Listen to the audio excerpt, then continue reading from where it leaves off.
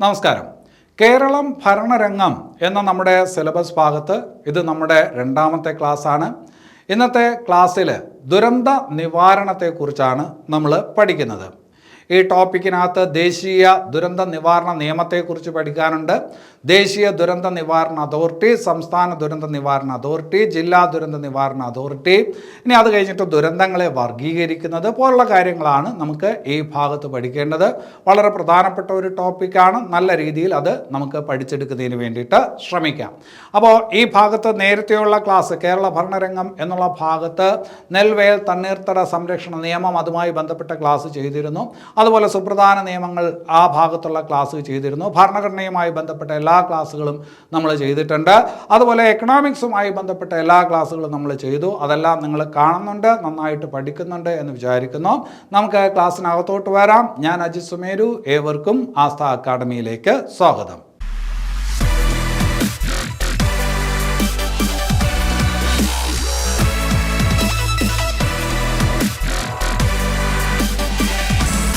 ശരി, ദുരന്ത നിവാരണം എന്ന ടോപ്പിക്കാണ് നമ്മൾ പഠിക്കാനായിട്ട് തുടങ്ങുന്നത്. അത് പഠിക്കാനായിട്ട് തുടങ്ങുമ്പോൾ ആദ്യം ഓർക്കേണ്ടത് ഒരു ദിവസമാണ്. ലോക ദുരന്ത നിവാരണ ദിനമായിട്ട് ആചരിക്കുന്ന ദിവസം ഏതാണ്? ലോക ദുരന്ത നിവാരണ ദിനമായിട്ട് ആചരിക്കുന്ന ദിവസം ഏതാണെന്ന് ചോദിച്ചാൽ അത് ഒക്ടോബർ 13. 13 എന്ന് പറയുന്ന നമ്പർ ന്യൂമറോളജി പ്രകാരം അല്പം മോശം നമ്പറാണ്. എന്തായാലും ലോക ദുരന്ത നിവാരണ ദിനമായിട്ട് ആചരിക്കുന്ന ദിവസം ഏതെന്ന് ചോദിച്ചാൽ ഒക്ടോബർ 13. ഇനി നമ്മുടെ രാജ്യത്ത് ദുരന്ത നിവാരണവുമായി ബന്ധപ്പെട്ട പാർലമെന്റ് പാസ്സാക്കിയിട്ടുള്ള ഒരു നിയമമുണ്ട്, ദേശീയ ദുരന്ത നിവാരണ നിയമം. അപ്പോൾ അത് മനസ്സിലാക്കി വെക്കണം. ഇന്ത്യൻ പാർലമെന്റ് ദേശീയ ദുരന്ത നിവാരണ നിയമം പാസ്സാക്കിയത് ഏത് വർഷമാണ് എന്ന് പരീക്ഷയ്ക്ക് ചോദിക്കാൻ കൊള്ളാം. ഏത് വർഷമാണ്? 2005. ഇന്ത്യൻ പാർലമെന്റ് ദേശീയ ദുരന്ത നിവാരണ നിയമം പാസ്സാക്കിയത് എന്ന് ചോദിച്ചാൽ 2005. കുറച്ചുകൂടി വ്യക്തമായിട്ട് പറഞ്ഞാൽ പാർലമെന്റ് പാസ്സാക്കിയ ഈ നിയമത്തിന് രാഷ്ട്രപതി അംഗീകാരം നൽകുന്നത്, അതായത് ആ നിയമത്തിൽ രാഷ്ട്രപതി ഒപ്പിടുന്നത് 2005 ഡിസംബർ 23. 2005 ഡിസംബർ 23. അപ്പോൾ അത് മനസ്സിലാക്കി വെക്കണം. ദേശീയ ദുരന്ത നിവാരണ നിയമം ഇന്ത്യൻ പാർലമെന്റ് പാസ്സാക്കുന്നത് 2005. ആ നിയമത്തിന് പ്രസിഡന്റ് അംഗീകാരം കൊടുക്കുന്നത് അതേ കൊല്ലം ഡിസംബർ 23. ഇനി അത് കഴിഞ്ഞിട്ട് അവിടെ മനസ്സിലാക്കേണ്ടത്, ഈ പറഞ്ഞ ദേശീയ ദുരന്ത നിവാരണ നിയമപ്രകാരം രാജ്യത്തുണ്ടാകുന്ന ദുരന്തങ്ങളെ പ്രധാനമായിട്ടും രണ്ടായിട്ടാണ് തരംതിരിച്ചിരിക്കുന്നത്. ഈ രാജ്യത്തുണ്ടാകുന്ന ദുരന്തങ്ങളെ പ്രധാനമായിട്ടും രണ്ടായിട്ട് തരംതിരിച്ചിട്ടുണ്ട്. എങ്ങനെയൊക്കെയാണ്? ഒന്ന് പ്രകൃതി ദുരന്തങ്ങൾ, പിന്നെ അത് കഴിഞ്ഞിട്ട് മനുഷ്യനിർമ്മിത ദുരന്തങ്ങൾ.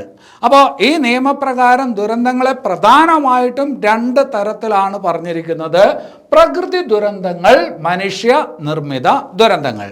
ഇനി ഈ പ്രകൃതി ദുരന്തങ്ങളെ വീണ്ടും പലതായിട്ട് തരംതിരിച്ചിട്ടുണ്ട്. അതായത് ഭൂമിശാസ്ത്രപരമായിട്ടുള്ള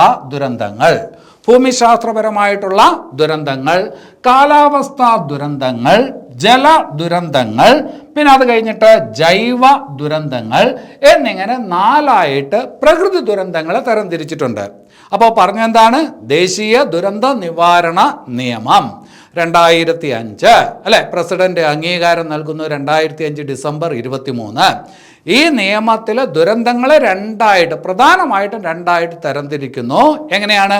പ്രകൃതി ദുരന്തങ്ങൾ, മനുഷ്യനിർമ്മിത ദുരന്തങ്ങൾ. അതിൽ പ്രകൃതി ദുരന്തങ്ങളെ വീണ്ടും പലതായിട്ട് തരംതിരിക്കുന്നു. അപ്പോൾ അതിൽ പറഞ്ഞതാണ് ഭൂമിശാസ്ത്രപരമായിട്ടുള്ള ദുരന്തങ്ങൾ. പ്രകൃതി ദുരന്തങ്ങളിൽ വരുന്നതാണ് ഏത്? ഭൂമിശാസ്ത്രപരമായ ദുരന്തങ്ങൾ, കാലാവസ്ഥാ സംബന്ധമായ ദുരന്തങ്ങൾ, ജല ദുരന്തങ്ങൾ, ജൈവ ദുരന്തങ്ങൾ. അതിൽ നിങ്ങൾ മനസ്സിലാക്കി വെക്കണം, ഭൂകമ്പം, അഗ്നിപർവ്വതം, മണ്ണിടിച്ചിൽ, ഉരുൾപൊട്ടൽ എന്നിവ ഏതുമായി ബന്ധപ്പെട്ടതാണ്? പ്രകൃതി ദുരന്തമാണ് അല്ലെ, മനുഷ്യനിർമ്മിതമല്ല, പ്രകൃതി ദുരന്തമാണ്.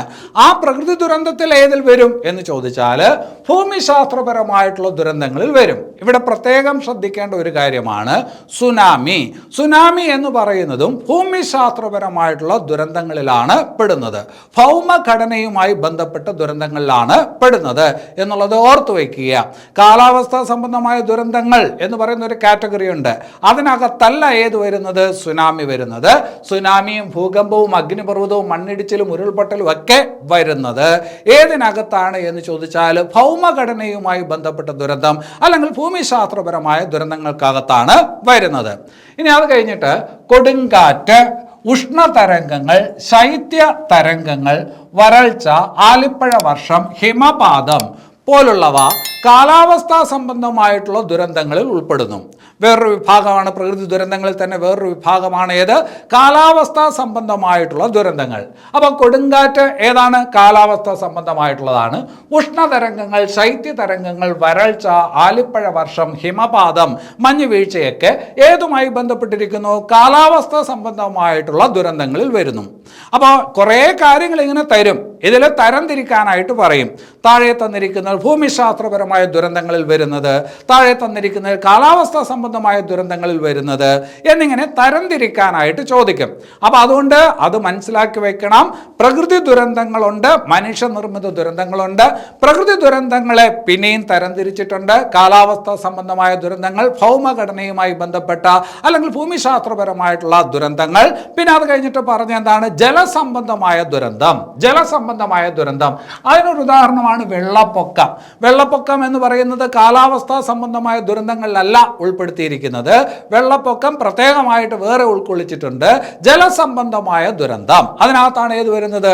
വെള്ളപ്പൊക്കം വരുന്നത്. ഇനി അത് കഴിഞ്ഞിട്ട് ജൈവ ദുരന്തങ്ങൾ. ജൈവ ദുരന്തങ്ങൾ, ജൈവ ദുരന്തങ്ങൾ എന്ന് പറയുമ്പോൾ എന്താണ്? പകർച്ചപ്പനി പോലുള്ളവ അല്ലെ? പകർച്ചപ്പനി തന്നെ അതിനകത്ത് പാൻഡമിക് ഡിസീസ് ഉണ്ട്. പാൻഡമിക് ഡിസീസ് എന്ന് പറഞ്ഞാൽ ഒരുപാട് ഏരിയയിൽ ഇങ്ങനെ ഈ പറഞ്ഞ പടരുന്ന പകർച്ചവ്യാധികൾ അല്ലെ? ഭൂഖണ്ഡങ്ങൾ ഉൾപ്പെടെ പല ഏരിയകളിലോട്ട്, ഒരുപാട് വിശാലമായുള്ള ഏരിയകളിലോട്ട് പകരുന്ന പകർച്ചവ്യാധികളെയാണ് എന്തെന്ന് പറയുന്നത്? പാൻഡമിക് ഡിസീസ് എന്ന് പറയുന്നത്. അപ്പോൾ അവിടെ പാൻഡമിക് ഡിസീസസ്, അതുപോലെ തന്നെ പകർച്ചവ്യാധികൾ, എപ്പിഡമിക് ഡിസീസസ്, പിന്നെ അതുപോലെ bacterial viral infection, insect infections, പിന്നെ അത് കഴിഞ്ഞിട്ട് വെട്ടുക്കിളി ആക്രമണം, ജന്തുജാലങ്ങൾക്കുണ്ടാകുന്ന പകർച്ചവ്യാധികൾ, പക്ഷിപ്പനി പോലുള്ള ജന്തുജാലങ്ങൾക്കുണ്ടാകുന്ന പകർച്ചവ്യാധികൾ, അങ്ങനെയുള്ളവയൊക്കെ ഏതിനകത്താണ് വരുന്നത്? ജൈവ ദുരന്തങ്ങളിലാണ് വരുന്നത്. അപ്പോൾ ജൈവ ദുരന്തങ്ങളിൽ വരുന്ന ഏതൊക്കെയാണ്? പാൻഡമിക് ഡിസീസുകളുണ്ട്, അതുപോലെ എപ്പിഡമിക് ഡിസീസ് ഉണ്ട്, ബാക്ടീരിയൽ വൈറൽ ഇൻഫെക്ഷൻസ് ഉണ്ട്, ഇൻസെക്ട് ഇൻഫെക്ഷൻസ് ഉണ്ട്, വെട്ടുക്കിളി ആക്രമണം, ജന്തുജാലങ്ങൾക്കുണ്ടാകുന്ന പകർച്ചവ്യാധികൾ, പക്ഷിപ്പനി പോലുള്ളവ ഒക്കെ ഏതിനകത്താണ് വരുന്നത്? ജൈവ ദുരന്തങ്ങൾക്കകത്താണ് വരുന്നത്. അപ്പോൾ ആ 4 തരത്തിലുള്ള ദുരന്തങ്ങളും പ്രത്യേകം മനസ്സിലാക്കി വെക്കണം. പ്രകൃതി ദുരന്തങ്ങൾ അതിനകത്ത് വരുന്ന 4 കാറ്റഗറി ഏതൊക്കെയാണ്, അതുമായി ബന്ധപ്പെട്ടിരിക്കുന്ന കാര്യങ്ങൾ എന്തൊക്കെയാണെന്നുള്ള ഒരു ധാരണ കൂട്ടുകാർ ഉണ്ടാക്കി വെക്കണം. ഇനി അത് കഴിഞ്ഞിട്ട് വേറൊരു ഭാഗത്തോട്ട് നമുക്ക് വരാം. അപ്പോൾ പറഞ്ഞു, ഈ പറഞ്ഞ നിയമത്തിൽ എന്താണ്? ദേശീയ ദുരന്ത നിവാരണ നിയമം. ആ നിയമത്തിൽ പ്രധാനമായിട്ടും 2 തരത്തിലുള്ള ദുരന്തങ്ങളെ കുറിച്ചാണ് പറയുന്നത് അല്ലെ? അതെന്താണ് പറഞ്ഞത്? പ്രകൃതി ദുരന്തങ്ങൾ. ആ പ്രകൃതി ദുരന്തങ്ങളെ കുറിച്ചാണ് അതിൻ്റെ ഈ പറഞ്ഞ അകത്തുള്ള ക്ലാസിഫിക്കേഷനാണ് നമ്മൾ പറഞ്ഞത്. ഇനി അത് കഴിഞ്ഞിട്ട് മനുഷ്യനിർമ്മിത ദുരന്തങ്ങൾ എന്ന് പറയുന്ന ഒരു വകഭേദമുണ്ടല്ലോ. മനുഷ്യനിർമ്മിത ദുരന്തങ്ങൾ അതിനകത്തും എന്തുണ്ട്? സബ് ഡിവിഷൻസ് ഉണ്ട്. മനുഷ്യനിർമ്മിത ദുരന്തങ്ങളുമായി ബന്ധപ്പെട്ടതാണ് വ്യാവസായിക ദുരന്തങ്ങൾ. വ്യാവസായിക ദുരന്തങ്ങൾ. പിന്നെ അത് കഴിഞ്ഞിട്ട് സാമുദായിക വർഗീയ സംഘർഷങ്ങൾ, മനുഷ്യന്റെ അശ്രദ്ധ കൊണ്ടുണ്ടാകുന്ന ദുരന്തങ്ങൾ അല്ലെ? അപ്പൊ മനുഷ്യനിർമ്മിത ദുരന്തങ്ങളെയും പിന്നീട് 3ആയിട്ട് തിരിച്ചിട്ടുണ്ട്. വ്യാവസായിക ദുരന്തങ്ങൾ അത് ഏതൊക്കെയാണ്, എന്തൊക്കെയാണ് എന്നുള്ള ഒരു ഏകദേശ ധാരണ നമുക്കുണ്ട് അല്ലെ? എണ്ണച്ചോർച്ച പോലുള്ള, വാതക ചോർച്ച പോലുള്ള വ്യാവസായിക ദുരന്തങ്ങൾ. സാമുദായിക വർഗീയ സംഘർഷങ്ങൾ ഒരു ഏകദേശ രൂപം നമുക്കുണ്ട്. ഇപ്പോൾ മണിപ്പൂർ കലാപം നടന്നു, അത് എന്താണ്? ഒരു ദുരന്തം തന്നെയാണ് അല്ലെ? അതുപോലെ തന്നെ ഭീകരാക്രമണം, ഏതെങ്കിലും തരത്തിലുള്ള ഭീകരാക്രമണം, അതൊക്കെ ഏതാണ്? അതൊക്കെ മനുഷ്യന്റെ എന്താണ്? ഇടപെടലിലൂടെ ഉണ്ടാകുന്ന ദുരന്തങ്ങളാണ്, മനുഷ്യനിർമ്മിത ദുരന്തങ്ങളാണ്. അത് ഏതിനകത്താണ് വരുന്നത്? സാമുദായിക വർഗീയ സംഘർഷങ്ങൾ എന്ന് പറയുന്ന വിഭാഗം വിഭാഗത്തിനകത്ത് വരുന്നു. പിന്നെ മനുഷ്യന്റെ അശ്രദ്ധ കൊണ്ടുണ്ടാകുന്ന ദുരന്തങ്ങൾ, അല്ലെ, ഇപ്പൊ വാഹന അപകടം, അതുപോലെ തന്നെ ട്രെയിൻ അപകടം, അതുപോലെ തന്നെ വിമാന അപകടം, ഇതൊക്കെ എന്താണ്? ഇതൊക്കെ മനുഷ്യന്റെ അശ്രദ്ധ കൊണ്ടുണ്ടാകുന്ന ദുരന്തങ്ങളാണ്, ഒരുപാട് പേരുടെ മരണത്തിന് കാരണമാക്കുന്ന സംഭവങ്ങളാണ്. അപ്പോൾ അതൊക്കെ ഏതാണ്? മനുഷ്യനിർമ്മിത ദുരന്തങ്ങളിൽ വരുന്നു. അപ്പോൾ മനുഷ്യനിർമ്മിത ദുരന്തങ്ങളിൽ വ്യാവസായിക ദുരന്തങ്ങൾ വരുന്നു, സാമുദായിക വർഗീയ സംഘർഷങ്ങൾ വരുന്നു, മനുഷ്യന്റെ അശ്രദ്ധ കൊണ്ടുണ്ടാകുന്ന ദുരന്തങ്ങൾ വരുന്നു. അപ്പൊ അതിലെ ചില ചോദ്യങ്ങൾ പരീക്ഷയ്ക്ക് ചോദിക്കാം. ഇപ്പൊ എണ്ണച്ചോർച്ച ഏത് തരത്തിലുള്ള ദുരന്തമാണ്? വ്യാവസായിക ദുരന്തത്തിൽ വരുന്നതാണ്. വാതക ചോർച്ച ഏതിനകത്ത് വരുന്നതാണ്? വ്യാവസായിക ദുരന്തത്തിനകത്ത് വരുന്നതാണ്, അല്ലെ. ഭോപ്പാൽ വിഷവാതക ദുരന്തം നമുക്കറിയാവുന്ന കാര്യമാണ്. റേഡിയേഷൻ അണുവികിരണങ്ങളുടെയൊക്കെ ഈ പറഞ്ഞ പ്രസരണം ഉണ്ടാവുക മനുഷ്യന് ജീവജാലങ്ങൾക്ക് ദോഷകരമാണ്. ചെർണോബിൽ ദുരന്തം നിങ്ങൾ കേട്ടിട്ടുണ്ടായിരിക്കും, അങ്ങനെയുള്ളതാണ്. അപ്പൊ അതൊക്കെ ഏതിനകത്താണ് വരുന്നത്? വ്യാവസായിക ദുരന്തങ്ങൾക്കകത്താണ് വരുന്നത്. അതേസമയം പലതരത്തിലുള്ള കലാപങ്ങൾ, മണിപ്പൂർ കലാപം പോലുള്ള പലതരത്തിലുള്ള കലാപങ്ങൾ, പിന്നെ അത് കഴിഞ്ഞിട്ട് തീവ്രവാദ ആക്രമണം പോലുള്ളവ ഏതിനകത്താണ് വരുന്നത്? കലാപങ്ങൾ അല്ലെങ്കിൽ ഈ പറഞ്ഞ വർഗീയ സംഘർഷങ്ങൾ, അതിനകത്തൊക്കെയാണ് ഇത് വരുന്നത്. ഇതും എന്താണ്? മനുഷ്യനിർമ്മിതമാണ്, അല്ലെ. ഇനി അത് കഴിഞ്ഞിട്ട് റോഡ്, റെയിൽ, വിമാന അപകടങ്ങൾ, ഇതൊക്കെ ഏതിനകത്താണ് വരുന്നത്? മനുഷ്യന്റെ അശ്രദ്ധ കൊണ്ടുണ്ടാകുന്ന അപകടങ്ങളാണ്, അതായത് മനുഷ്യനിർമ്മിത അപകടങ്ങളാണ്. അപ്പോൾ ഇത് തരംതിരിച്ചൊന്ന് മനസ്സിലാക്കി വയ്ക്കണം. ശരി, ഇനി അത് കഴിഞ്ഞിട്ട് വേറൊരു ഭാഗത്തോട്ട് വരാം. നമ്മൾ പറഞ്ഞു ദേശീയ ദുരന്ത നിവാരണ നിയമം. ആ ദേശീയ ദുരന്ത നിവാരണ നിയമത്തിൽ എത്ര അധ്യായങ്ങളുണ്ടെന്ന് കൂടി മനസ്സിലാക്കി വെക്കണം. അതിനകത്ത് 11 അധ്യായങ്ങളാണ്. എത്ര അധ്യായങ്ങളാണ്? 11 അധ്യായങ്ങളും 79 വകുപ്പുകളുമാണ് ഏതിനകത്തുള്ളത്? ദേശീയ ദുരന്ത നിവാരണ നിയമത്തിലുള്ളത്, അല്ലെ. അപ്പൊ അത് മനസ്സിലാക്കി വെക്കുക. ദേശീയ ദുരന്ത നിവാരണ നിയമത്തില് 11 അധ്യായങ്ങളും 79 വകുപ്പുകളുമാണ് ഉള്ളത്. ഇനി അത് കഴിഞ്ഞിട്ട് ഒരു ദുരന്തം, ദേശീയ ദുരന്തം എന്ന് പ്രഖ്യാപിക്കണമെങ്കിൽ ആര് തീരുമാനിക്കണം? ഒരു ദുരന്തം ദേശീയ ദുരന്തമായിട്ട് പ്രഖ്യാപിക്കണമെങ്കിൽ ആരാണ് തീരുമാനിക്കേണ്ടത് എന്ന് ചോദിച്ചാൽ കേന്ദ്ര മന്ത്രിസഭയാണ്. ദേശീയ ദുരന്തമായിട്ട് പ്രഖ്യാപിക്കുന്നത് പിന്നീട് രാഷ്ട്രപതിയാണ്. അപ്പോൾ ഒരു ദുരന്തം ദേശീയ ദുരന്തമായിട്ട് തീരുമാനിക്കുന്നത് ആരെ എന്ന് ചോദിച്ചാൽ കേന്ദ്ര മന്ത്രിസഭയാണ്. ദേശീയ ദുരന്തമായിട്ട് പ്രഖ്യാപിക്കുന്നത് രാഷ്ട്രപതിയാണ്, അല്ലെ. ഇനി അത് കഴിച്ചിട്ട് ദേശീയ ദുരന്ത നിവാരണ നിയമം.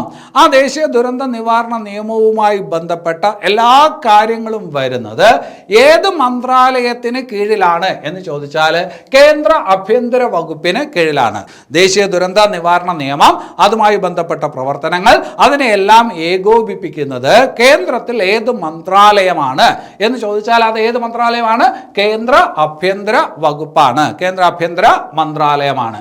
ഇനി അത് കഴിഞ്ഞിട്ട് 2006 ഡിസംബർ 27 ഈ ദിവസത്തിന് വലിയ പ്രാധാന്യമുണ്ട്. നമ്മുടെ ദേശീയ ദുരന്ത നിവാരണ നിയമം, ആ നിയമം വരുന്നത് 2005 പറഞ്ഞു. അതിന് പ്രസിഡന്റ് അംഗീകാരം കൊടുത്തത് 2005 ഡിസംബർ 23 പറഞ്ഞു. ആ നിയമത്തിൽ പറഞ്ഞതിന് പ്രകാരം ദേശീയ ദുരന്ത നിവാരണ അതോറിറ്റി, ദേശീയ ദുരന്ത നിവാരണ അതോറിറ്റി രൂപീകരിക്കപ്പെടുന്നത് 2006 ഡിസംബർ 27 ദേശീയ ദുരന്ത നിവാരണ നിയമത്തിൽ പറഞ്ഞത് പ്രകാരം ദേശീയ ദുരന്ത നിവാരണ അതോറിറ്റി രൂപീകരിക്കപ്പെട്ട എന്നാന്ന് ചോദിച്ചാൽ 2006 ഡിസംബർ 27 അപ്പോൾ ചില പുസ്തകങ്ങളിൽ നിങ്ങൾ നോക്കുമ്പോൾ അതിന്റെ ഉത്തരമായിട്ട് 2005 മെയ് 30 കൊടുത്തിരിക്കും. ദേശീയ ദുരന്ത നിവാരണ അതോറിറ്റി രൂപീകരിച്ചത് എന്ന് ചോദിച്ചാൽ അതിന് ഉത്തരമായിട്ട് 2005 മെയ് 30 കൊടുത്തിരിക്കും. അത് ശരിയായ ഉത്തരം തന്നെയാണ്. ദേശീയ ദുരന്ത നിവാരണ നിയമം വന്നത് എപ്പോഴാണ്? 2005, അല്ലെ. ഡിസംബർ 23 അത് നിയമമായത്. അതിനു മുമ്പ് തന്നെ എന്തുണ്ട്? ദേശീയ ദുരന്ത നിവാരണ അതോറിറ്റി ഉണ്ട്. പക്ഷേ ദേശീയ ദുരന്ത നിവാരണ അതോറിറ്റി ഇപ്പോൾ എങ്ങനെയുള്ള ഒരു സ്ഥാപനമാണ്? സ്റ്റാറ്റ്യൂട്ടറി സ്ഥാപനമാണ്, അല്ലെ. പാർലമെന്റ് പാസാക്കിയ ഒരു നിയമത്തിന്റെ അടിസ്ഥാനത്തിൽ രൂപീകരിക്കപ്പെടുന്ന ഒരു സ്ഥാപനത്തിന് നമ്മൾ പഠിച്ചിട്ടുണ്ട്, അതൊരു സ്റ്റാറ്റ്യൂട്ടറി സ്ഥാപനമാണ്, അല്ലെ. അപ്പൊ ദേശീയ ദുരന്ത നിവാരണ അതോറിറ്റി എന്ന് പറയുന്നത് ഇന്നൊരു സ്റ്റാറ്റ്യൂട്ടറി സ്ഥാപനമാണ്. ആ സ്റ്റാറ്റ്യൂട്ടറി സ്ഥാപനമായിട്ട് നിലവിൽ വരുന്നത് സ്ഥാപിക്കപ്പെട്ടത് എപ്പോഴ് എന്ന് ചോദിച്ചാൽ 2006 ഡിസംബർ 27-നാണ്. അപ്പോൾ ദേശീയ ദുരന്ത നിവാരണ അതോറിറ്റി സ്ഥാപിക്കപ്പെട്ടത് എന്നുള്ള ഒരു സാധാരണ ചോദ്യമാണെങ്കിൽ 2005 മെയ് 30 എന്ന് പറയാം. പക്ഷെ ദേശീയ ദുരന്ത നിവാരണ അതോറിറ്റി എന്താണ് ഒരു സ്റ്റാറ്റ്യൂട്ടറി സ്ഥാപനമായിട്ട് മാറിയത് എന്ന് ചോദിച്ചാൽ 2006 ഡിസംബർ 27 എന്ന് പറയണം. ഇനി അവിടെ മനസ്സിലാക്കേണ്ടത് ഈ നിയമത്തിൽ ഈ ദേശീയ ദുരന്ത നിവാരണ അതോറിറ്റിയുടെ കോമ്പോസിഷനെ കുറിച്ച് പറയുന്നുണ്ട്, അതിൻ്റെ ഘടനയെക്കുറിച്ച് പറയുന്നുണ്ട്. ദേശീയ ദുരന്ത നിവാരണ അതോറിറ്റിയിൽ ആകെ എത്ര അംഗങ്ങൾ ഉണ്ടായിരിക്കും എന്ന് ചോദിച്ചാൽ 10 അംഗങ്ങൾ ഉണ്ടായിരിക്കും. ദേശീയ ദുരന്ത നിവാരണ അതോറിറ്റിയിൽ ആകെ എത്ര അംഗങ്ങൾ ഉണ്ടായിരിക്കും? 10 അംഗങ്ങൾ ഉണ്ടായിരിക്കും. ആ അംഗങ്ങളുടെ കാലാവധി എന്ന് പറയുന്നത് 5 വർഷമാണ്. ദേശീയ ദുരന്ത നിവാരണ അതോറിറ്റിയിൽ ആകെ 10 അംഗങ്ങൾ ഉണ്ടായിരിക്കും. അവരുടെ കാലാവധി എന്ന് പറയുന്നത് 5 വർഷമാണ്. ഈ 10 അംഗങ്ങൾ എന്ന് പറയുമ്പോൾ അധ്യക്ഷനും ഉപാധ്യക്ഷനും ഉൾപ്പെടെയാണ്. അധ്യക്ഷനും ഉപാധ്യക്ഷനും ഉൾപ്പെടെ എത്ര അംഗങ്ങൾ എന്നാണ് പറയുന്നത്? 10 അംഗങ്ങൾ. അതിൽ അധ്യക്ഷൻ ആരായിരിക്കും? ദേശീയ ദുരന്ത നിവാരണ അതോറിറ്റിയുടെ അധ്യക്ഷൻ ആരായിരിക്കും എന്ന് ചോദിച്ചാൽ അധ്യക്ഷൻ പ്രധാനമന്ത്രിയായിരിക്കും. അധ്യക്ഷൻ ആരായിരിക്കും? പ്രധാനമന്ത്രിയായിരിക്കും. എന്നാൽ ഉപാധ്യക്ഷൻ ആരായിരിക്കും എന്ന് ചോദിച്ചാൽ കേന്ദ്ര ക്യാബിനറ്റ് റാങ്കിലുള്ള ഒരു മന്ത്രി ഉണ്ടാവുമല്ലോ, കേന്ദ്ര ക്യാബിനറ്റ് റാങ്കിലുള്ള മന്ത്രി, ആ മന്ത്രിയുടെ സ്റ്റാറ്റസിൽ പെടുന്ന ഒരാളായിരിക്കും. ആ സ്റ്റാറ്റസിലുള്ള ഒരാളായിരിക്കും ഉപാധ്യക്ഷനായിട്ട് നിയമിക്കപ്പെടുക. അപ്പൊ അവിടെ ശ്രദ്ധിച്ചു വെക്കുക, അധ്യക്ഷൻ ദേശീയ ദുരന്ത നിവാരണ അതോറിറ്റിയുടെ അധ്യക്ഷൻ ആരായിരിക്കും? പ്രധാനമന്ത്രിയായിരിക്കും. ഓർത്ത് വയ്ക്കണം.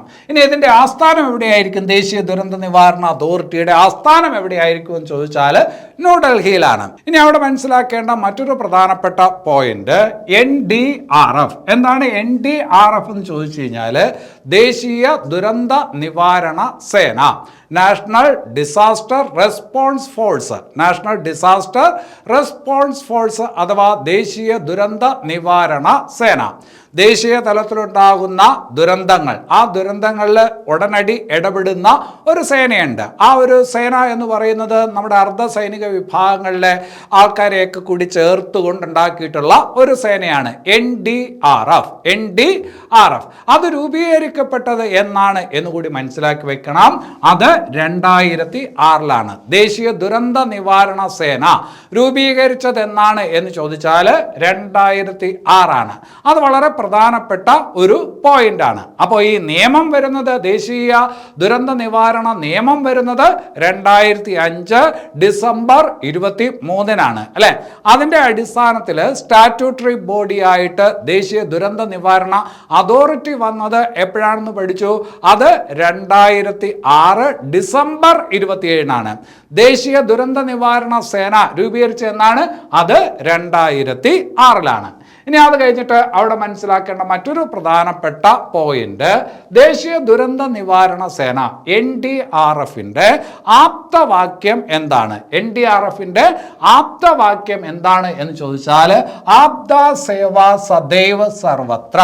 ആപ്ത സേവ സദൈവ സർവത്ര എന്നുള്ളതാണ് NDRFന്റെ മോട്ടോ, അതിന്റെ ആപ്തവാക്യം എന്നുള്ളത് കൂടി ഒന്ന് ഓർത്തു വയ്ക്കുക. ഇനി അത് കഴിഞ്ഞിട്ട് വേറൊരു ഭാഗത്തോട്ട് വരാം. ദുരന്ത നിവാരണവുമായി ബന്ധപ്പെട്ട പ്രവർത്തനങ്ങൾ. രാജ്യത്തെ ദുരന്ത നിവാരണവുമായി ബന്ധപ്പെട്ട പ്രവർത്തനങ്ങളെ ഞാൻ പറഞ്ഞു ഏകോപിപ്പിക്കുന്നത് തീർച്ചയായിട്ടും ആഭ്യന്തര മന്ത്രാലയത്തിന് കീഴിൽ വരുന്ന ദേശീയ ദുരന്ത നിവാരണ അതോറിറ്റിയാണ്. ആ ദേശീയ ദുരന്ത നിവാരണ അതോറിറ്റി മാത്രമല്ല, സംസ്ഥാന തലത്തിലും എന്തുണ്ട്? സംസ്ഥാന ദുരന്ത നിവാരണ അതോറിറ്റി ഉണ്ട്. ജില്ലാ തലത്തിലും ജില്ലാതല ദുരന്ത നിവാരണ അതോറിറ്റി ഉണ്ട്. അപ്പോൾ നമ്മുടെ രാജ്യത്തെ ദുരന്ത നിവാരണ പ്രവർത്തനങ്ങളെ ഏകോപിപ്പിക്കുന്നതിന് വേണ്ടിയിട്ട് ദേശീയ തലത്തിൽ എന്തുണ്ട്? ദേശീയ ദുരന്ത നിവാരണ അതോറിറ്റി ഉണ്ട്. സംസ്ഥാനങ്ങളിൽ സംസ്ഥാന ദുരന്ത നിവാരണ അതോറിറ്റി ഉണ്ട്. അതുപോലെ തന്നെ ജില്ലകളിൽ ജില്ലാ ദുരന്ത നിവാരണ അതോറിറ്റിയുമുണ്ട്. അങ്ങനെ 3 തലങ്ങളിലായിട്ടുള്ള ദുരന്ത നിവാരണ അതോറിറ്റികൾ ഇന്ത്യയിലുണ്ട് എന്ന് മനസ്സിലാക്കി വെക്കുക. എത്ര തലങ്ങളിലായിട്ട് ദുരന്ത നിവാരണ അതോറിറ്റികളുണ്ട്? 3 തലങ്ങളിലായിട്ട് ദുരന്ത നിവാരണ അതോറിറ്റികൾ പ്രവർത്തിക്കുന്നുണ്ട് എന്ന് മനസ്സിലാക്കുക. എന്തായാലും ദേശീയ ദുരന്ത നിവാരണ നിയമത്തിൽ പറയുന്ന ഒരു കാര്യമുണ്ട്, സംസ്ഥാന തലത്തിലും ഇതുപോലെ എന്താണ് ദേശീയ തലത്തിലുള്ളതുപോലെ തന്നെ ഒരു ദുരന്ത നിവാരണ അതോറിറ്റി വേണം. സംസ്ഥാന തലത്തിലും എന്ത് വേണം? ദുരന്ത നിവാരണ അതോറിറ്റി വേണം. അപ്പോൾ സംസ്ഥാന തലത്തിൽ ദുരന്ത നിവാരണ അതോറിറ്റി വേണം എന്ന് പ്രതിപാദിക്കുന്ന ഈ പറഞ്ഞ നിയമത്തിലെ വകുപ്പ് ഏതെന്ന് ചോദിച്ചാൽ വകുപ്പ് 14 ഒന്നാണ്. ഞാൻ പറഞ്ഞു ഈ നിയമത്തിൽ ആകെ 11 അധ്യായങ്ങളാണ്, 79 വകുപ്പുകളാണ് അല്ലെ. അതിൽ ഏത് വകുപ്പിലാണ് സംസ്ഥാന തലത്തില് ദുരന്ത നിവാരണ അതോറിറ്റി വേണം എന്ന് പറയുന്നത്? അത് സെക്ഷൻ 14(1).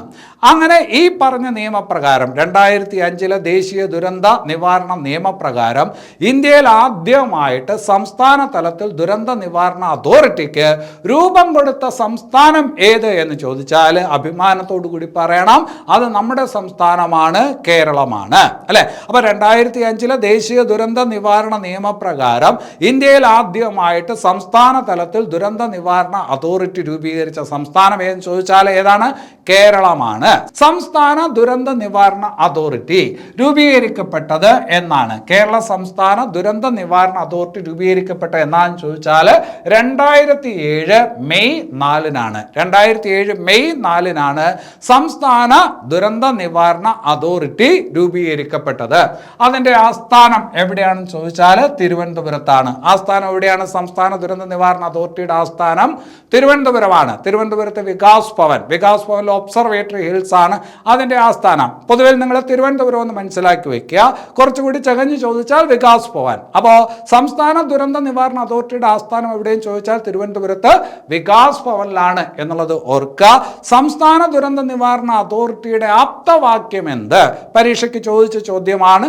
സംസ്ഥാന ദുരന്ത നിവാരണ അതോറിറ്റിയുടെ ആപ്തവാക്യം എന്താണെന്ന് ചോദിച്ചാൽ സുരക്ഷായനം എന്നുള്ളതാണ് ആപ്തവാക്യം. ടുവേർഡ്സ് എ സേഫർ സ്റ്റേറ്റ് എന്ന് ഇംഗ്ലീഷിൽ പറയും, മലയാളത്തിൽ സുരക്ഷായനം എന്ന് പറയും.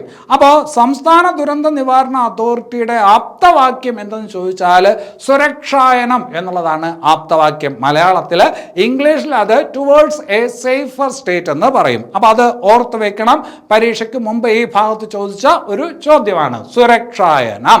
ഇനി അത് കഴിഞ്ഞിട്ട് സംസ്ഥാന ദുരന്ത നിവാരണ അതോറിറ്റി, ആ അതോറിറ്റിയിൽ പരമാവധി എത്ര അംഗങ്ങൾ വരെ ആകാം എന്ന് ചോദിച്ചാൽ 10 അംഗങ്ങൾ വരെയാകാം. ഈ നിയമത്തിൽ 14(2) വകുപ്പ് 14(2) സംസ്ഥാന ദുരന്ത നിവാരണ അതോറിറ്റിയുടെ ഘടനയെ കുറിച്ച് പറയുന്നുണ്ട്.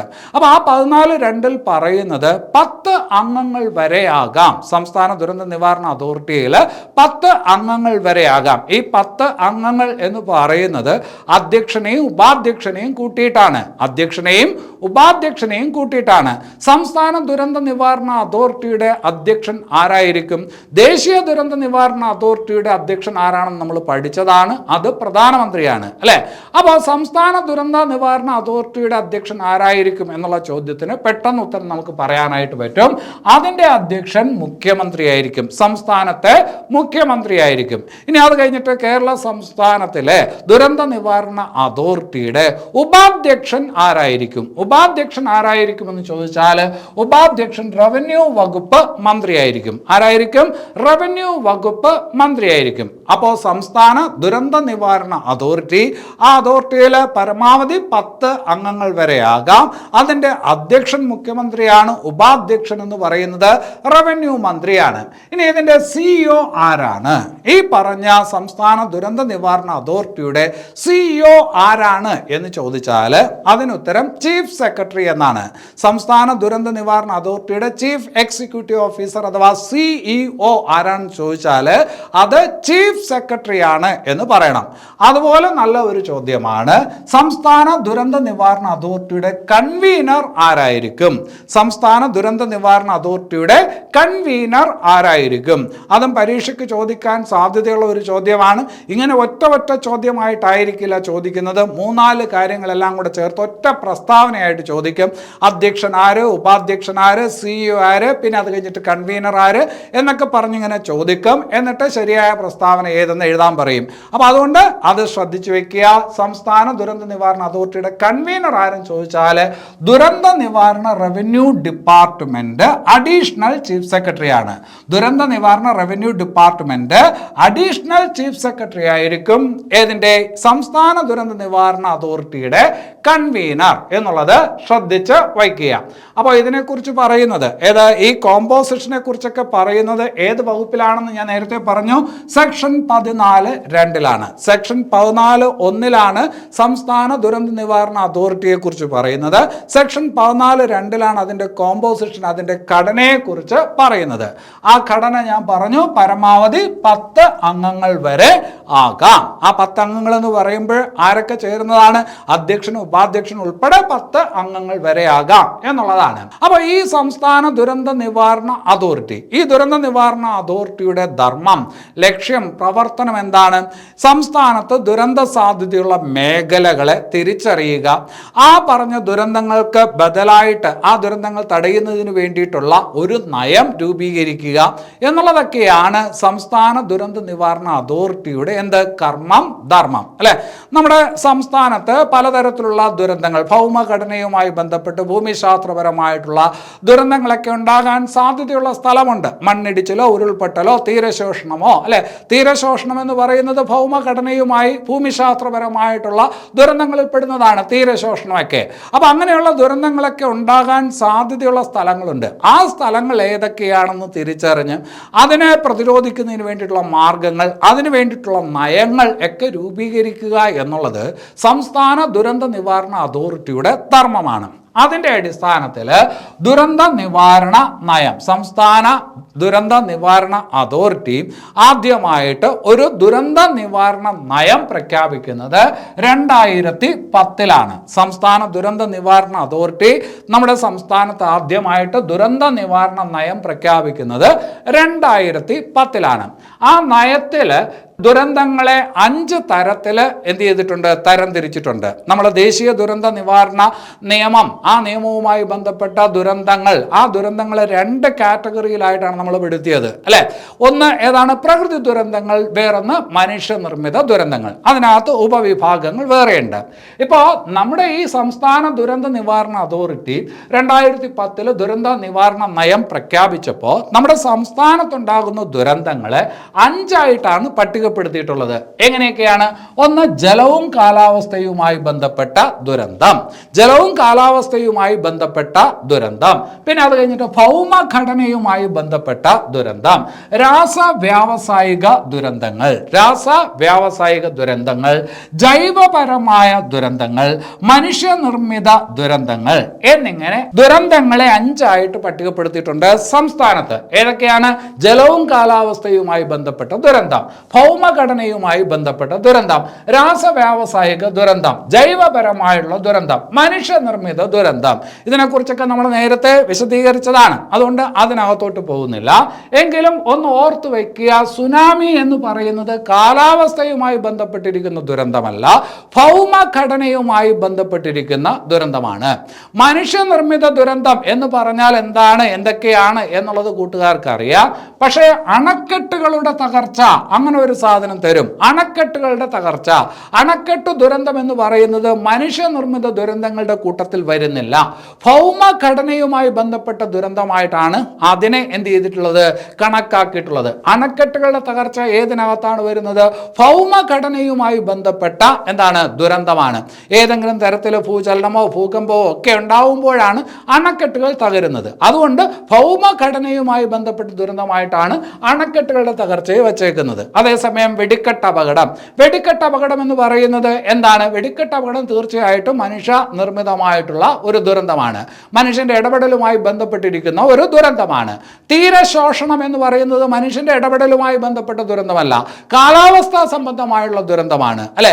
ഉരുൾപൊട്ടൽ എന്ന് പറയുന്നത്, ഭൂകമ്പം എന്ന് പറയുന്നത്, അഗ്നിപർവ്വത സ്ഫോടനം എന്ന് പറയുന്നത് അത് ഭൗമഘടനയുമായി ബന്ധപ്പെട്ടിരിക്കുന്ന ദുരന്തം. സുനാമി എന്ന് പറയുന്നത് ഭൗമഘടനയുമായി ബന്ധപ്പെട്ടിരിക്കുന്ന ദുരന്തം.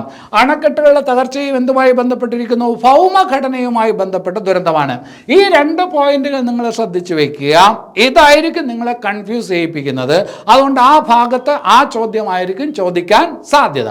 ഇനി അത് കഴിഞ്ഞിട്ട് ഇവിടെ മനസ്സിലാക്കേണ്ടത് ഉരുൾപൊട്ടൽ എന്താണ്? ഉരുൾപൊട്ടൽ എന്ന് പറയുന്നത് ഭൗമഘടനയുമായി ബന്ധപ്പെട്ട ദുരന്തമാണ് അല്ലെ. അവിടെ പരീക്ഷയ്ക്ക് ചോദിക്കാൻ കൊള്ളാവുന്ന ഒരു ചോദ്യമുണ്ട്. പിള്ളേരുടെ പുസ്തകത്തിൽ SCERT പുസ്തകങ്ങളിൽ പറയുന്ന ഒരു കാര്യം കൂടിയാണ്. ഉരുൾപൊട്ടൽ സാധ്യത കൂടുതലുള്ളത് ഭൗമഘടനയുമായി ബന്ധപ്പെടുത്തി പറയുമ്പോൾ ഭൂമിയുടെ ചരിവ് 20 ഡിഗ്രിയിൽ കൂടുതലാണെങ്കിൽ, 20 ഡിഗ്രിയിൽ കൂടുതലുള്ള പ്രദേശമാണ്, ഭൂമിയുടെ ചരിവ് 20 ഡിഗ്രിയിൽ കൂടുതലാണെങ്കിൽ ആ പ്രദേശങ്ങൾ ഉരുൾപൊട്ടൽ സാധ്യതയുള്ള പ്രദേശങ്ങളാണ് അല്ലെ. അപ്പോൾ ഉരുൾപൊട്ടൽ സാധ്യതയുള്ള പ്രദേശം എന്ന് പറയുമ്പോൾ 10 ഡിഗ്രിയിൽ കൂടുതൽ ചരിവ്, 15 ഡിഗ്രിയിൽ കൂടുതൽ ചരിവ്, 5 ഡിഗ്രിയിൽ കൂടുതൽ ചരിവ്, 20 ഡിഗ്രിയിൽ കൂടുതൽ ചരിവ് എന്ന് പറഞ്ഞാൽ കുറെ കൂടി ശരിയായുള്ള ഉത്തരം എത്രയാണ്? 20 ഡിഗ്രിയിൽ കൂടുതൽ ചരിവുള്ള പ്രദേശങ്ങളിലാണ് ഉരുൾപൊട്ടൽ സാധ്യത കൂടുതലുള്ളത്. 20 ഡിഗ്രിയിൽ കൂടുതൽ ചരിവുള്ള പ്രദേശങ്ങളിലാണ് എന്നൊന്ന് മനസ്സിലാക്കി വയ്ക്കണം. ഇനി അത് കഴിഞ്ഞിട്ട് നമ്മുടെ ഈ പറഞ്ഞ സംസ്ഥാന ദുരന്ത നിവാരണം, ആ സംസ്ഥാന ദുരന്ത നിവാരണവുമായി ബന്ധപ്പെട്ട് പ്രധാനമായിട്ട് 3 വകുപ്പുകളാണ് പ്രവർത്തിക്കുന്നത്. ഒന്ന് ആഭ്യന്തര വകുപ്പ്, വേറൊന്ന് റവന്യൂ വകുപ്പ്, വേറൊന്ന് കൃഷി വകുപ്പ്. അപ്പം ഞാൻ പറഞ്ഞു ഇതിനകത്ത് സംസ്ഥാന ദുരന്ത നിവാരണ അതോറിറ്റിയിൽ പരമാവധി 10 അംഗങ്ങൾ വരെ ആകാം. അതിനകത്ത് അധ്യക്ഷൻ ആരാണെന്ന് പറഞ്ഞു? മുഖ്യമന്ത്രിയാണെന്ന് പറഞ്ഞു അല്ലെ. അധ്യക്ഷൻ മുഖ്യമന്ത്രിയാണ്. ഉപാധ്യക്ഷൻ ആരെന്ന് പറഞ്ഞു? റവന്യൂ മന്ത്രിയാണെന്ന് പറഞ്ഞു അല്ലെ. വേറൊരു മന്ത്രിയും കൂടി ഈ പറഞ്ഞ സംസ്ഥാന ദുരന്ത നിവാരണ അതോറിറ്റിയിൽ ഉണ്ടാകും. ഏതാണ് ആ മന്ത്രി എന്ന് പരീക്ഷയ്ക്ക് ചോദിച്ചേക്കാം. അത് കൃഷി വകുപ്പ് മന്ത്രിയാണ്. സംസ്ഥാന ദുരന്ത നിവാരണ അതോറിറ്റിയിൽ മുഖ്യമന്ത്രിയെ കൂടാതെ, റവന്യൂ മന്ത്രിയെ കൂടാതെ വേറൊരു മന്ത്രി കൂടി ഉണ്ടായിരിക്കും. ഏത് മന്ത്രിയാണ് എന്ന് ചോദിച്ചാൽ അത് കൃഷി വകുപ്പ് മന്ത്രിയാണ്. അപ്പോൾ 3 വകുപ്പുകൾ ദുരന്ത നിവാരണവുമായി ബന്ധപ്പെട്ട് പ്രവർത്തിക്കുന്നു. എങ്കിലും ദുരന്ത നിവാരണ കാര്യങ്ങളെ പൊതുവായിട്ട്, ദുരന്ത നിവാരണ പ്രവർത്തനങ്ങളെ പൊതുവായിട്ട് ഏകോപിപ്പിക്കുന്ന വകുപ്പ് ഏതെന്ന് ചോദിച്ചാൽ അത് റവന്യൂ വകുപ്പാണ്. നമ്മുടെ ദേശീയ തലത്തിൽ ഇത് ആഭ്യന്തര വകുപ്പ് എന്നാണ് പറഞ്ഞത്. അതേസമയം സംസ്ഥാന തലത്തിൽ ദുരന്ത നിവാരണവുമായി ബന്ധപ്പെട്ട പ്രവർത്തനങ്ങളെ ഏകോപിപ്പിക്കുന്ന വകുപ്പ് ഏതെന്ന് ചോദിച്ചാൽ റവന്യൂ വകുപ്പാണ്. അതേസമയം മനുഷ്യനിർമ്മിതമായിട്ടുള്ള എന്തെങ്കിലും തരത്തിലുള്ള ദുരന്തങ്ങൾ, ആ ദുരന്തങ്ങളുമായി ബന്ധപ്പെട്ടിരിക്കുന്ന വകുപ്പ് ഏതെന്ന് ചോദിച്ചാൽ ആഭ്യന്തര വകുപ്പാണ്. മനുഷ്യനിർമ്മിത ദുരന്തങ്ങൾ അല്ലെ, ഇപ്പൊ വെടിക്കെട്ട് അപകടം ഒരു സ്ഥലത്ത് നടക്കുന്നു, മനുഷ്യനിർമ്മിത ദുരന്തമാണ്. ഒരു തീവ്രവാദി ആക്രമണം നടക്കുന്നു, അല്ലെങ്കിൽ ഒരു വർഗീയ സംഘർഷം നടക്കുന്നു, ഇതെല്ലാം മനുഷ്യനിർമ്മിത ദുരന്തമാണ്. ഇതുമായി ബന്ധപ്പെട്ട് കൂടുതൽ പ്രവർത്തിക്കുന്നത് ഏത് വകുപ്പായിരിക്കും? ആഭ്യന്തര വകുപ്പായിരിക്കും. അതേസമയം കാലാവസ്ഥയുമായി ബന്ധപ്പെട്ട ദുരന്തങ്ങൾ, കാലാവസ്ഥയുമായി ബന്ധപ്പെട്ട ദുരന്തം, പ്രളയം പോലെ കാലാവസ്ഥയുമായി ബന്ധപ്പെട്ട ദുരന്തങ്ങൾ, ആ ദുരന്തങ്ങളാണെങ്കിൽ അതുമായി ബന്ധപ്പെടുന്ന വകുപ്പ് ഏതാണ്? റവന്യൂ വകുപ്പാണ് അല്ലെ. ഇനി അത് കഴിഞ്ഞിട്ട് വരൾച്ച, കൃഷിനാശം, അതുമായി ബന്ധപ്പെട്ട ദുരന്തം, വരൾച്ച, കൃഷിനാശം, അതുമായി ബന്ധപ്പെട്ട ദുരന്തങ്ങളുമായി ബന്ധപ്പെട്ടിരിക്കുന്ന വകുപ്പ് ഏതെന്ന് ചോദിച്ചാൽ അത് കൃഷി വകുപ്പാണ്. അതുകൊണ്ടാണ് ഈ പറഞ്ഞ സംസ്ഥാന ദുരന്ത നിവാരണ അതോറിറ്റിയിൽ 3 മന്ത്രിമാർ വരുന്നത്. ആഭ്യന്തര വകുപ്പിന്റെ ചുമതലയുള്ള മുഖ്യമന്ത്രി, ഇനി അത് കഴിഞ്ഞിട്ട് റവന്യൂ മന്ത്രി, കൃഷി മന്ത്രി. അപ്പം മനുഷ്യനിർമ്മിത ദുരന്തങ്ങളുമായി ബന്ധപ്പെട്ടിരിക്കുന്ന വകുപ്പ് എന്ന് ചോദിച്ചാൽ ആഭ്യന്തര വകുപ്പാണ്. കാലാവസ്ഥ സംബന്ധമായിട്ടുള്ള ദുരന്തങ്ങളുമായി ബന്ധപ്പെട്ടിരിക്കുന്ന വകുപ്പ് റവന്യൂ വകുപ്പാണ്. വരൾച്ച, കൃഷിനാശവുമായി ബന്ധപ്പെട്ടിരിക്കുന്ന വകുപ്പ് എന്ന് ചോദിച്ചാൽ അത് കൃഷി വകുപ്പാണ്. പക്ഷേ കേരളത്തിലെ ഈ പറഞ്ഞ ദുരന്തങ്ങളുമായി ബന്ധപ്പെട്ട പ്രവർത്തനങ്ങളെല്ലാം ഏകോപിപ്പിക്കുന്ന വകുപ്പ് എന്ന് ചോദിച്ചാൽ അത് റവന്യൂ വകുപ്പാണ്. ഇനി അത് കഴിഞ്ഞിട്ട് ഒരു കാര്യം കൂടി അവിടെ ശ്രദ്ധിച്ചു വെക്കണം. വകുപ്പ് 54, ഈ നിയമത്തിലെ വകുപ്പ് 54, വകുപ്പ് 54 പറയുന്ന കാര്യം ഒന്ന് ശ്രദ്ധിച്ചു വെക്കണം. ഏതെങ്കിലും തരത്തിൽ ദുരന്തങ്ങളുമായി ബന്ധപ്പെട്ട അപവാദ പ്രചരണം നടത്തിയാൽ അത് ശിക്ഷാർഹമാണ്.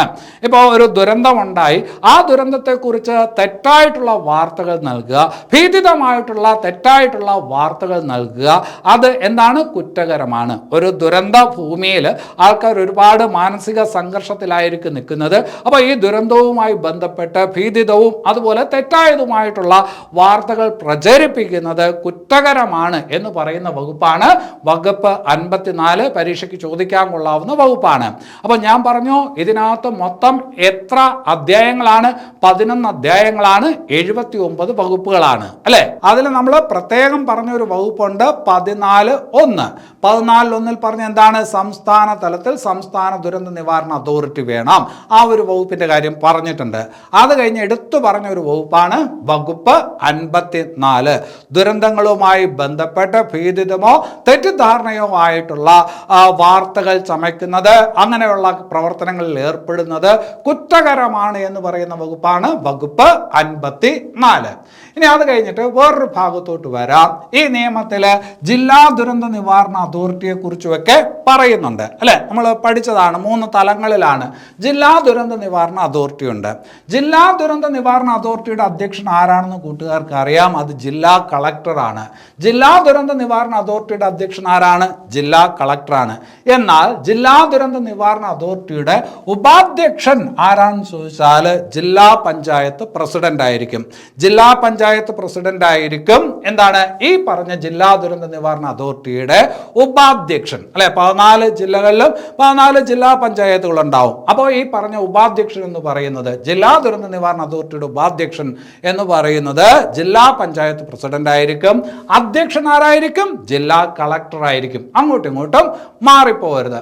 ഇനി അത് കഴിഞ്ഞിട്ട് നമുക്കറിയാം ഏതെങ്കിലും ദുരന്തവുമായി ബന്ധപ്പെട്ടിട്ടുള്ള മുന്നറിയിപ്പുകൾ അല്ലെ. അതിനെക്കുറിച്ച് ഒരു ധാരണയുണ്ട്. നമ്മൾ ഒരുപാട് ദുരന്തം ഈ അടുത്ത കാലത്ത് കണ്ടിട്ടുള്ളതാണ്.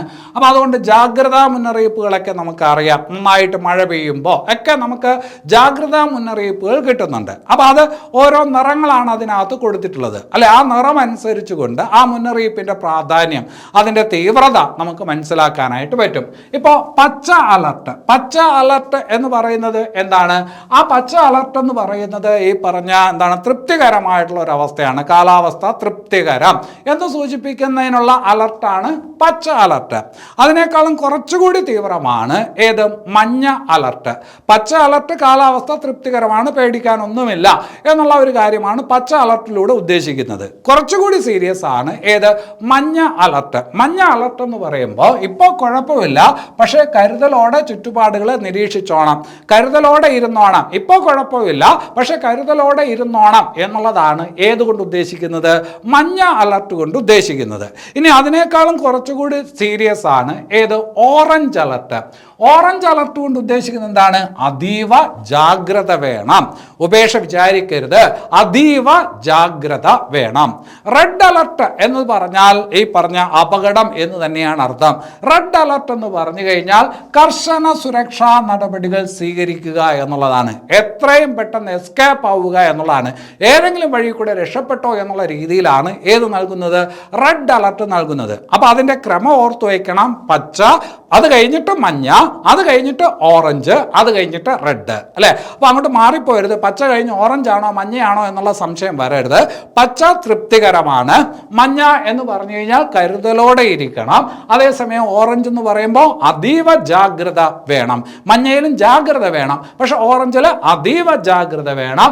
അതേസമയം റെഡ് എന്ന് പറഞ്ഞാൽ കർശന സുരക്ഷാ നടപടികൾ, അതിതീവ്രം എന്നാണ് ആ പറഞ്ഞതിൻ്റെ അർത്ഥം. അപ്പോൾ അതൊന്ന് ശ്രദ്ധിച്ചു വെക്കണം. അതിൻ്റെ ക്രമവും ഒന്ന് ശ്രദ്ധിച്ചു വെക്കണം. ഇനി അത് കഴിഞ്ഞിട്ട് സംസ്ഥാന ദുരന്ത നിവാരണ അതോറിറ്റി മുന്നറിയിപ്പുകൾ നൽകുന്നതിന് വേണ്ടിയിട്ട് ഒരു ആപ്ലിക്കേഷൻ ഉപയോഗിക്കുന്നുണ്ട്. സംസ്ഥാന ദുരന്ത നിവാരണ അതോറിറ്റിയുടെ മുന്നറിയിപ്പുകൾ നൽകുന്നതിന് വേണ്ടിയിട്ടുള്ള ആപ്ലിക്കേഷൻ, അതായത് മൊബൈൽ ആപ്ലിക്കേഷൻ ഏതെന്ന് ചോദിച്ചാൽ ക്യൂ കോപ്പിയാണ്. ക്യൂ കോപ്പി സംസ്ഥാന ദുരന്ത നിവാരണ അതോറിറ്റിയുടെ മുന്നറിയിപ്പുകൾ നൽകുന്നതിന് വേണ്ടിയിട്ടുള്ള ആപ്ലിക്കേഷനാണ് ഏത്? Qkopy. ഓർത്തു വയ്ക്കുക. ഇനി അത് കഴിഞ്ഞിട്ട് പരീക്ഷയ്ക്ക് ചോദിച്ച ഒരു ചോദ്യമാണ്. ആ ചോദ്യം എങ്ങനെയാണ്? ദുരന്ത നിവാരണ അതോറിറ്റി നിർദ്ദേശിക്കുന്ന എമർജൻസി കിറ്റിലുള്ള വസ്തുക്കളുടെ എണ്ണം. പരീക്ഷയ്ക്ക് ചോദിച്ച ഒരു ചോദ്യമാണ്. സുരക്ഷായനം എന്ന് പറയുന്നതും പരീക്ഷയ്ക്ക് ചോദിച്ചതാണ്. അതുപോലെ ദുരന്ത നിവാരണ അതോറിറ്റി നിർദ്ദേശിക്കുന്ന എമർജൻസി കിറ്റിലുള്ള വസ്തുക്കളുടെ എണ്ണം പരീക്ഷയ്ക്ക് ചോദിച്ചതാണ്. ആ എമർജൻസി കിറ്റിൽ 14 വസ്തുക്കൾ ഉണ്ടായിരിക്കും. പലതരത്തിൽ ഉപകാരമുള്ള 14 വസ്തുക്കൾ ഉണ്ടായിരിക്കും. അപ്പോൾ ദുരന്ത നിവാരണ അതോറിറ്റി നിർദ്ദേശിക്കുന്ന എമർജൻസി കിറ്റിലുള്ള വസ്തുക്കളുടെ എണ്ണം എത്രയാണെന്ന് ചോദിച്ചാൽ 14 ആണ്. അതുപോലെ പരീക്ഷയ്ക്ക് ചോദിച്ചിട്ടുള്ള ഒരു ചോദ്യമുണ്ട്, ചോദിക്കാൻ സാധ്യതയുള്ള ഒരു ചോദ്യമുണ്ട്. താഴെ തന്നിരിക്കുന്നവയിൽ ദുരന്ത നിവാരണ അതോറിറ്റിയുടെ ടോൾ ഫ്രീ നമ്പർ ഏതാണ്? Toll free number. അപ്പോൾ അത് ഏതാണെന്ന് ചോദിക്കുമ്പോൾ രണ്ട് ടോൾ ഫ്രീ നമ്പർ ഉണ്ട്. അതായത് ഈ പറഞ്ഞ സ്റ്റേറ്റ് തലത്തിൽ സ്റ്റേറ്റ് എമർജൻസി ഓപ്പറേഷൻ സെന്റർ എന്ന് പറയും, സ്റ്റേറ്റ് എമർജൻസി ഓപ്പറേഷൻ സെന്റർ. അതിൻ്റെ ടോൾ ഫ്രീ നമ്പർ എന്ന് പറയുന്നത് 1079 ആണ്. അതേസമയം ഡിസ്ട്രിക്ട് എമർജൻസി ഓപ്പറേഷൻ സെന്റർ ഉണ്ട്, ജില്ലാ തലത്തിലുള്ള എമർജൻസി ഓപ്പറേഷൻ സെന്റർ ഉണ്ട്. അതിൻ്റെ ടോൾ ഫ്രീ നമ്പർ എന്ന് പറയുന്നത് 1077 ആണ്. 1077. അപ്പോൾ ഈ ദുരന്ത നിവാരണവുമായി ബന്ധപ്പെട്ട് ദുരന്ത നിവാരണ അതോറിറ്റിയുടെ ടോൾ ഫ്രീ നമ്പർ ഏതൊക്കെയെന്ന് ചോദിച്ചാൽ സ്റ്റേറ്റ് എമർജൻസി ഓപ്പറേഷൻ സെന്ററിന്റെ നമ്പർ 1079 ആണ്. അത് കഴിഞ്ഞ് ഡിസ്ട്രിക്ട് എമർജൻസി ഓപ്പറേഷൻ സെന്ററിന്റെ നമ്പർ 1077 ആണ്. അപ്പോൾ ഇവിടെ ഉത്തരം ബോത്ത് എ ആൻഡ് ബി എന്നുള്ളതാണ്. ഇവിടെ ഒരു കാര്യം ശ്രദ്ധിക്കുക, നമ്മുടെ പുസ്തകം വായിച്ച് പഠിക്കുന്നവർ ശ്രദ്ധിക്കേണ്ട ഒരു കാര്യം, ഇവിടെ നമ്മുടെ പുസ്തകത്തിൽ ഇത് തെറ്റായിട്ടാണ് രേഖപ്പെടുത്തിയിരിക്കുന്നത്. ചോയ്സ് അങ്ങോട്ടും ഇങ്ങോട്ടും മാറിയാണ് കിടക്കുന്നത്.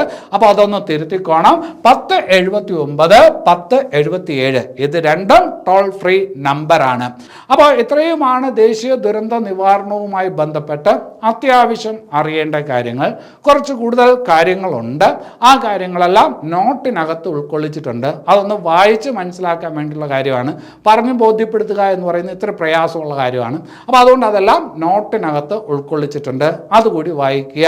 നിങ്ങൾക്കറിയാം, നോട്ട് നിങ്ങൾക്ക് തരുന്നുണ്ട്, അല്ലെങ്കിൽ നിങ്ങൾക്ക് ടെലഗ്രാം ചാനലിൽ നിന്ന് എന്ത് കിട്ടും? നോട്ട് കിട്ടും. അപ്പോൾ ആ നോട്ട് കൂടി നോക്കി പഠിക്കുക. അപ്പോൾ ഈ ക്ലാസ് ഇവിടെ അവസാനിക്കുന്നു. വേറൊരു ടോപ്പിക്കുമായിട്ട് വീണ്ടും കാണാം. എല്ലാവർക്കും നല്ലത് വരട്ടെ. നന്ദി.